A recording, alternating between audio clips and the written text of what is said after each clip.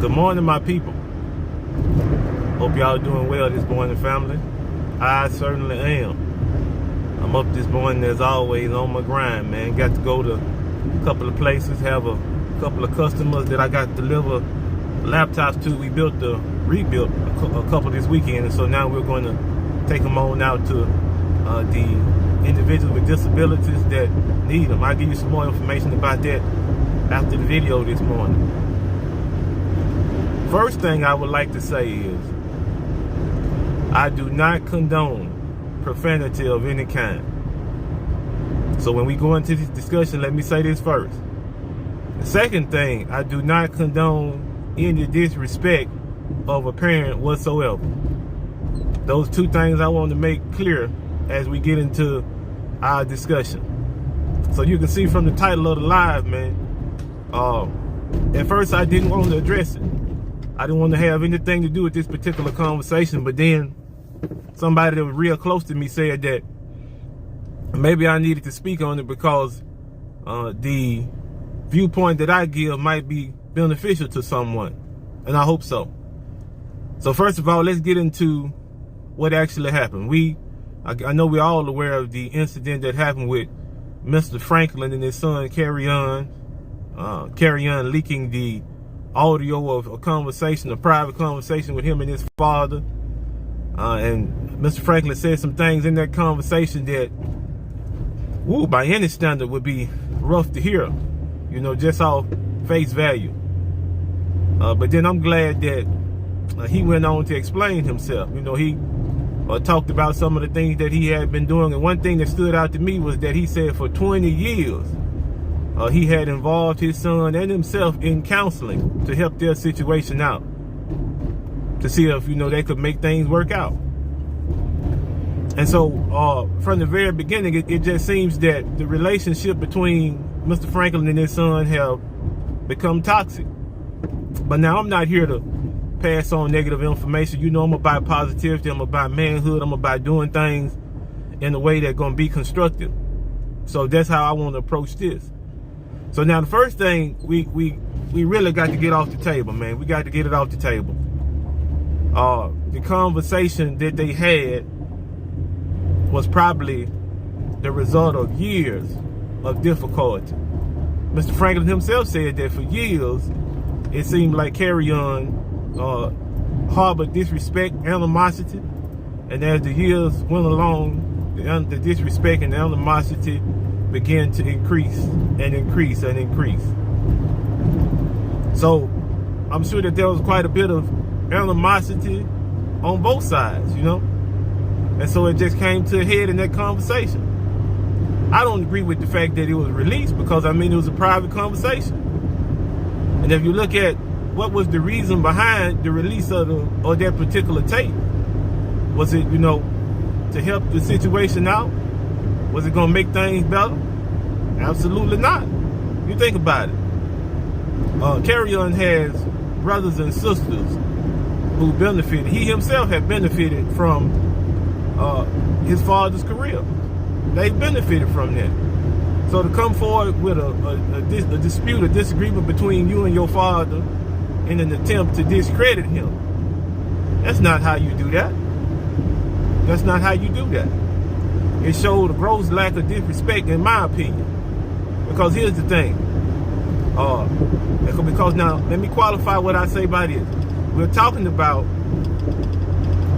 a man and his son, right? But at the same time, we got to keep in mind we're talking about a man and another man. I've heard, various people refer to him as a baby or as a child. This guy is 32 years old. I'm 38. He's old enough to know what he should and should not do. And I think that this was him lashing out at his father, trying to discredit him. It was the most disrespectful thing I can think of. Because if you've been benefiting from your father's career and you know that he has other children that are relying upon how well he does, then why try to destroy that? Because you have a personal problem with him. See, now we letting emotions take over. We getting emotional now instead of looking at things logically. Okay, that's one thing. The next thing is, I don't know Mr. Franklin personally, so you won't hear me refer to him by his first name. That's respect on my part. The man old enough to be my father, so I won't be referring to him by his first name throughout any of this. But now, Mr. Franklin, I will say this. In situations where things become heated between you and your child, things become disagreeable, there's absolutely nothing wrong with, and you know all of us have them. If you got a cell phone, you have them. There's a little red button, and usually it's round on your cell phone when you're in the conversation. Somebody starts to become disrespectful. They say something that you think shouldn't have been said. You just hit that round button. That's all you got to do. Because the thing about it is, as his father, he's due a certain level of respect, because we're not talking about somebody that just had a child and pushed the child to the side. That's not what we're discussing. We're talking about somebody, and even his mother had to agree to that. We're talking about somebody who have actively been trying to get him help since he was 12 years old. For 20 years, Mr. Franklin been doing this. Excuse me. So if the conversation becomes out of hand, you just hit that red button. You hang up. Because that's not something that you need to expose yourself to as a parent, and you know you've done the best that you possibly could do. There is no perfect parent. I don't care what you say. I don't care how good your mother was, how good your father was. There are no perfect parents. As a parent myself, I can tell you there are things that you look back on and you say, man, I wish I could have did that better. Maybe I could have handled that a little bit better. So you don't have any perfect parents. So we can get that off the table. And for my younger brothers that's listening right now, let me tell y'all something. I need y'all to understand this. Everybody has free will, right? So in using free will, if your father decides that your mother, or vice versa, or if they decide together that being a couple is not a good thing, that don't mean they're rejecting you.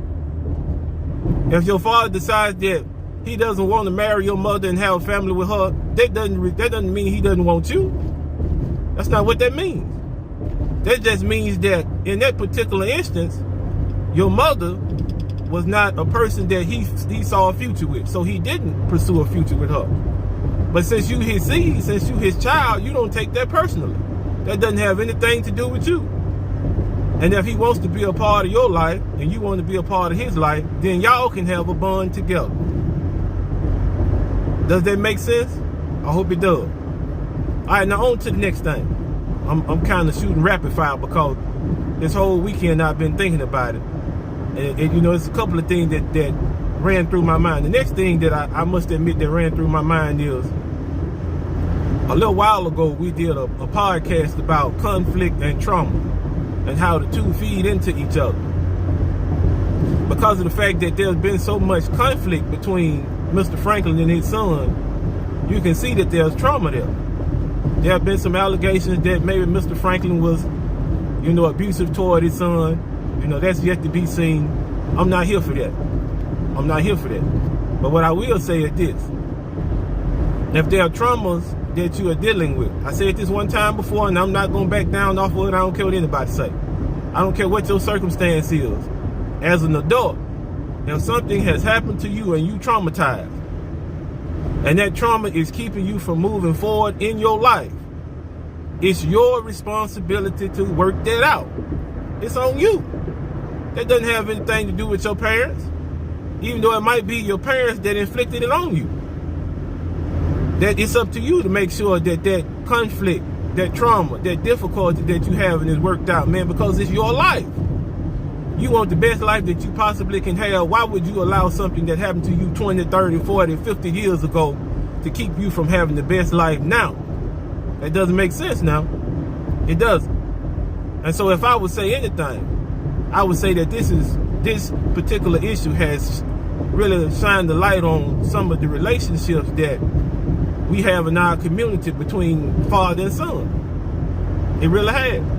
Because you're looking at a situation where maybe a son feels like his father didn't do enough for him. And maybe you're looking at a situation where a father has got to the point where he feels that he's done all he can do. and there's a disconnect. So regardless of what people say, you got a lot of people that's righteous over much. Yeah, I said that. They righteous over much, and they feel like, oh, well, the man is a hypocrite, and the man is... Well, I tell you one thing. I say this in regards to that. I don't usually comment on things of a religious nature, but I say this.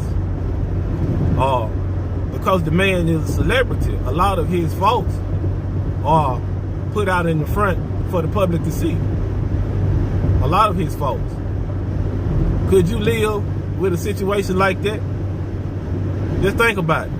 Could you live with all your faults being put in front of everybody? Could you do it? I bet you 99.9% of us couldn't do that. We couldn't. We couldn't subject ourselves to that kind of scrutiny. So, unless you're willing to walk in that man's shoes, I don't think it'd be wise for you to judge what he's doing, what he has done, or any of that. Because at a moment's notice, there are things about your past that if they were brought up, you would not be proud of.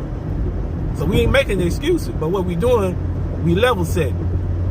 We level setting. We looking at things as they are and not as we want them to be. So now, getting back to what we were talking about, that trauma. If there's an instance that there's trauma, that's why also I'm an advocate for going to get help.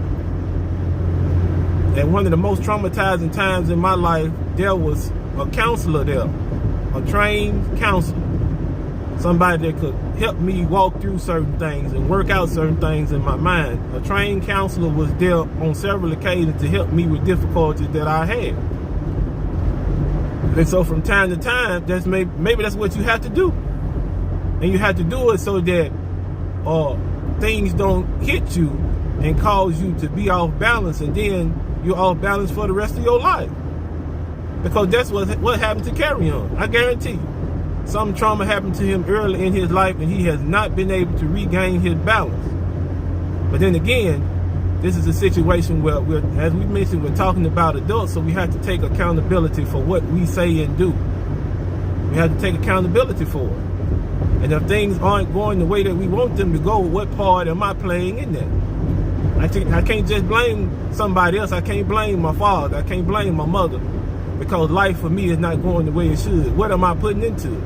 What energies am I bringing to bear?